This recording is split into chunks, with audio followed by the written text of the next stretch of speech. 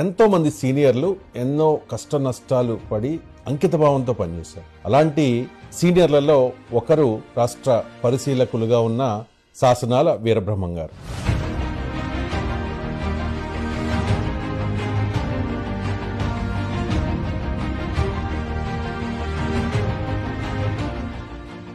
Senior NTR గారితో కలిసి నడిచారు. చాలా అనుభవం ఉంది ఆయనతో మీకు ఎలా ఉండేది ఆ అనుబంధం? ఉపన్యాసకుడిగా ఏర్పాటు చేస్తే ఉత్తమ ఉపన్యాసకుడిగా బెస్ట్ బ్రహ్మన్ నాకు అవార్డు ఇచ్చింది. అది కూడా నాకు ఎప్పటికి జ్ఞాపకమే ఉంటా ఉంది.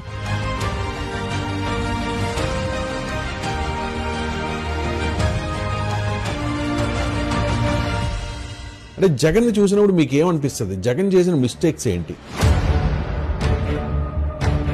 పబ్లిక్ రిలేషన్షిప్ ఎక్కడుందండి జగన్ కి? నేనేదో నొక్కుతున్నా, రేపు వాళ్ళు నాకు నొక్కుతారు అనేటువంటి భావం తప్ప ఏముంది ఆయన దగ్గర? బాబు గారు ఉన్నప్పుడు కియా పెడితే ఈ దాన్ని కూడా ఇబ్బంది పెట్టాలని చూసేది.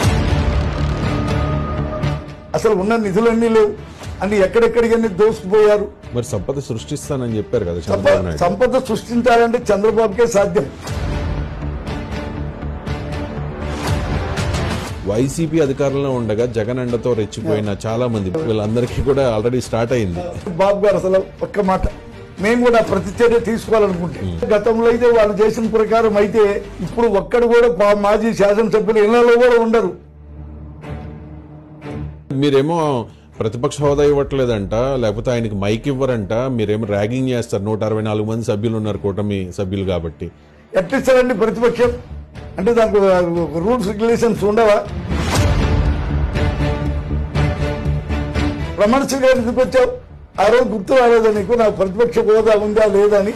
మరి ఇవాళ మాట్లాడుతున్నాను. సీనియర్ రాజకీయ నాయకుడిగా చెప్పండి, ఏమయ్యే అవకాశం ఉంది వైసీపీ?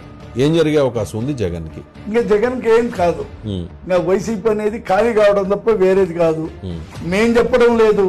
నీ స్వయాన నీ చెల్లెలు నీ తల్లి ఇద్దరు వాళ్ళు మాట్లాడుతుంటే నువ్వు కనీసం అది మాట్లాడేది ఎందుకండి? మీరేమైనా ప్రజలకు ముందే చెప్పారా మేము ఓడిపోతే అసెంబ్లీకి పోము అని? మీరు ఇప్పుడు అసెంబ్లీకి వెళ్ళకపోతే మీరు ప్రజలను మోసం చేసినట్టు కాదా? మీకు ఏ హక్కు ఉందండి మేము అసెంబ్లీకి వెళ్ళము అని చెప్పడానికి? ఏం లేదు, ప్రతిపక్షం అనే పదం లేదు. తన అసెంబ్లీకి రాడు. ఆ 11 కూడా ఒక 1 year లోపే వెళ్ళిపోవడానికి వాళ్ళు ఎంతో మంది సిద్ధమయ్యారు. అడగకపోతే అమ్మైనా పెట్టదు అంటారు కదా. మీరు నాకు ఈ పోస్ట్ కావాలి అంటే మీరు ఏదైనా ప్రపోజల్ పెట్టారా? పార్టీ సిద్ధాంతాలు అవసరం, పార్టీ డెవలప్ కోసం అవసరం తప్ప వాళ్ళు ఏమైపోయినా మేమంతా అసంతృప్తి ఉండదు. తెలుగుదేశం పార్టీకి నా చివరి ప్రాణం ఉన్నంత వరకు నేను పార్టీ కోసమే పనిచేస్తాను. నిస్వార్థంగా పనిచేస్తాం అంతే. ఏ పోస్ట్ ఇవ్వకపోయినా ఏమి ఇచ్చినా ఇవ్వకపోయినా అంతే.